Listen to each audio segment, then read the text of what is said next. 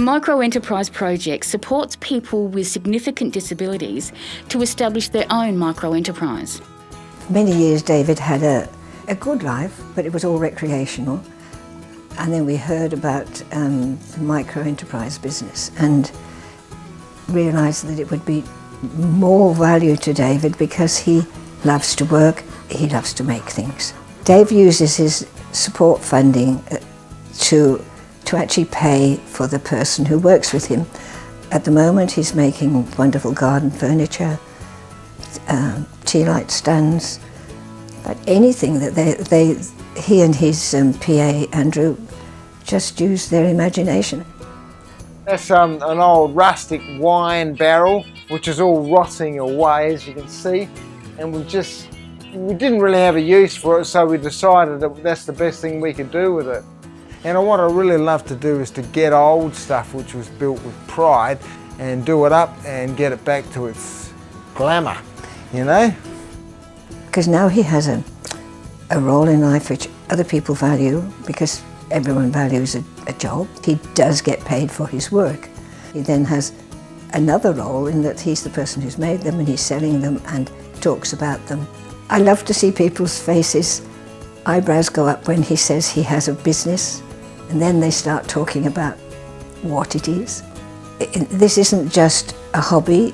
Money is, and he has a bank balance. He visits every week and checks on how things are going.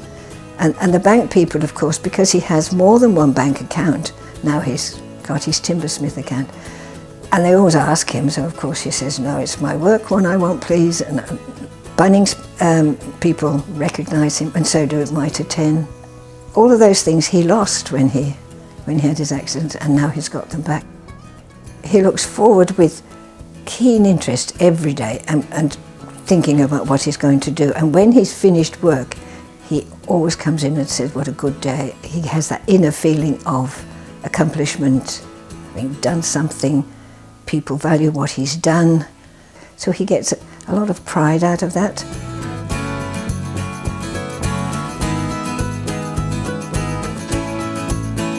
It took a lot of time and effort to help Tom learn to speak. So when he could, we needed to listen. He'd made it really clear to us that he didn't want to work in a disability employment place or a day options program, and we wanted to help him follow his dreams. So I met with Jane and she mentioned what they could do as an organisation and what we wanted, and the two matched up really well. That first conversation was quite a life-changing one for us as a family. We're always, and Tom are always considered and valued with what we say, so we're not overridden. We've always got that control.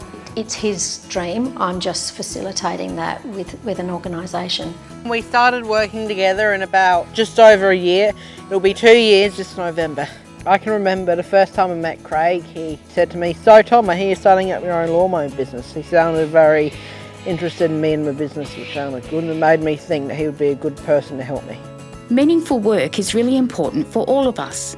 It's having the opportunity to spend time doing things that we enjoy, that make a contribution and that challenge us and that others value. Rebecca's business name is Beyond Vision Greens. So Rebecca actually grows herbs and vegetables which she cultivates at home with the support of a worker, and she actually supplies that to a local cafe on a weekly basis. For her it was about her strengths and attributes and being able to make use of her talents and to be able to make a contribution, in her community. It gives her the opportunity to develop relationships and to make connections in her community. There are regular people that turn up on the day knowing that she's there, and so there are connections with people that frequent the cafe as well.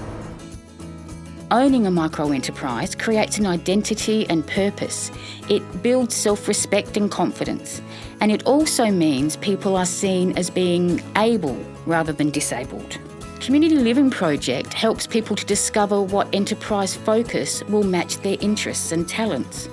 For Jocelyn, the product of small nibble bags of dried fruit suit her talent of using fine motor skills and sorting, while also focusing on a healthy food option and getting out and about selling and delivering her product to her customers. When most of us meet somebody new, one of the first questions we ask is, so, What do you do? Our aim is to give people the dignity of having a good answer to that question.